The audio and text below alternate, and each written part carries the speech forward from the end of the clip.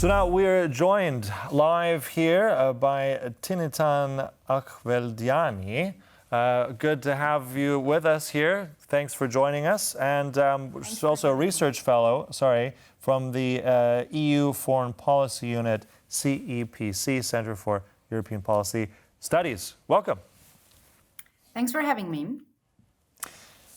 So, we heard from our reporter there. He's live there in Tbilisi. These protests have been ongoing. We've been covering this topic for the last couple of days. It's come to the point where I think there is some significant change here. That bill has gone through that first reading. What happens to the second and third reading? Will this change the course of Georgia leading towards Russia or leaning more towards the EU? Georgia has a very clear commitment for its European integration because the country has received the candidate status in December 2023, just a few months ago.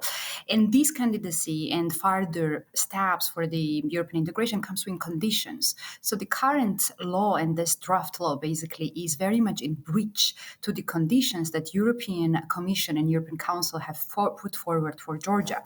Basically, what does this bill do? It curbs the rights of the civil society, of the free media in particular, and these are the underpinnings for Georgia's fragile democracy.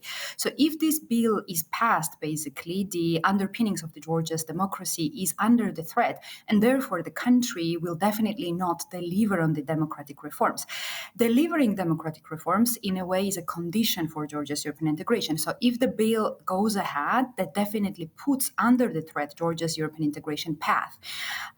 So the bill shall not go ahead, and this is why it had such a big resonance across the Georgian public, because Georgian people are very much determined to join the European Union, and it is never is under the question whether Georgia should be on the path to the European Union or to Russia. No, Georgian people very actively, very openly show that Georgia's place is into the European Union, and this is why we have such a large-scale protests again. Well, I wanted to ask a little bit about the bill itself, because although the wording of the bill has changed to describe influences of foreign power and moved away from this idea of foreign agents, because, the wording foreign agents, I wanted to just clarify, it really concerns foreign institutions as opposed to foreign agents. Would you confirm that? Now, the bill, the text has not changed. Only the title has been changed. And changed to what? To compare to the bill that was presented last year.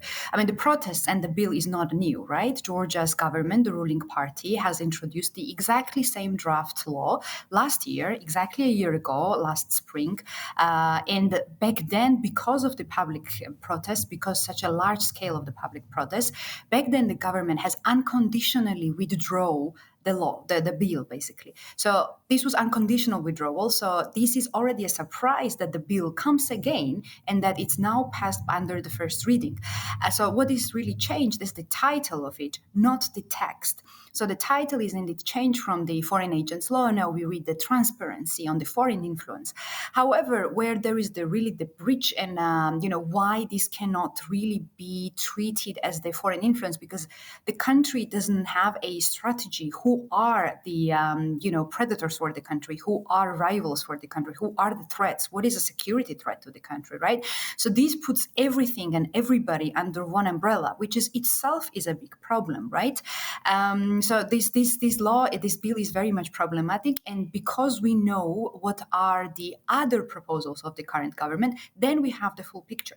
Now, the other bills that have also been passed or initiated by the current government was about abolishing the gender quotas, and another thing really go against the LGBTIQ rights. So into the bigger picture, the wider picture, we see that this all together comes in the breach of the conditions that Georgia has to fulfill in order to undertake democratic reforms and respect the human rights and the European values, which really underpin the European Union itself. Mm-hmm. But it seems as though the Georgian Dream Party steers towards more conservative values. Is that what you're suggesting?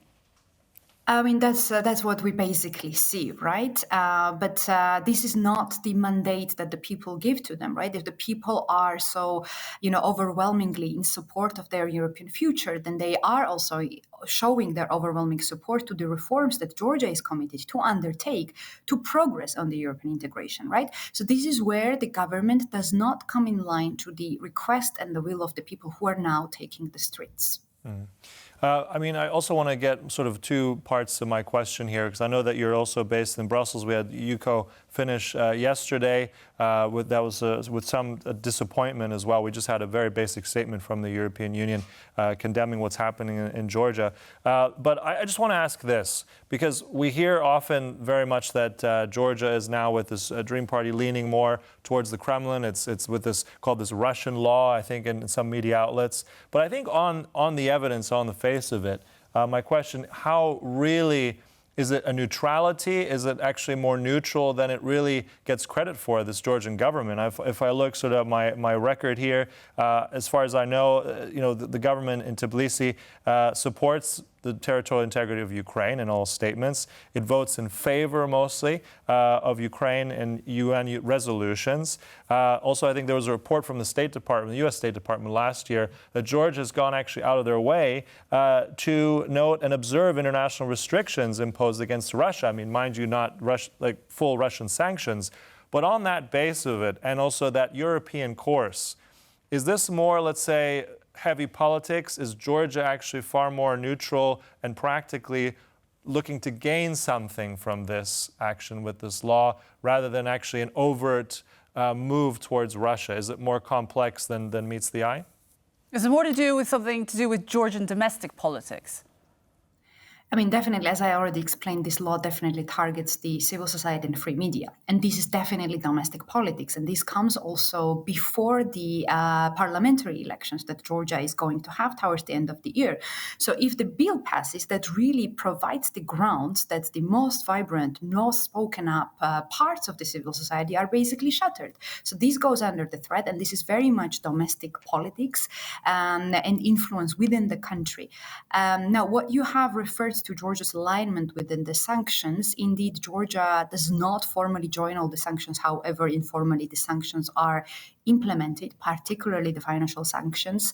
The European Union Special Envoy on the sanctions has also visited the country, and there were not much evidence found that Georgia is definitely bypassing anything. So this is a very good sign on that.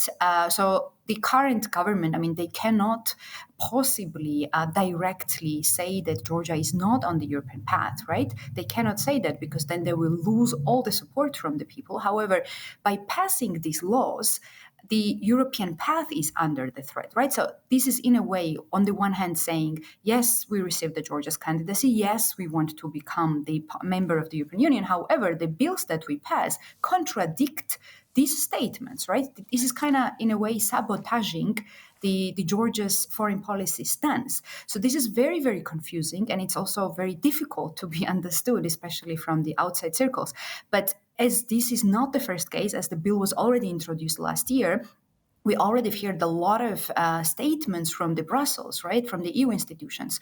So if the ruling party is genuinely committed to follow the European path, then it does not make sense to have this bill at place at all. Especially this year, the statements that we have had from the European External Action Service, from the European Commission, from the members of the European Parliament, they are quite strict. They are saying clearly this bill is not in line with the conditions that the European Union has put forward for Georgia.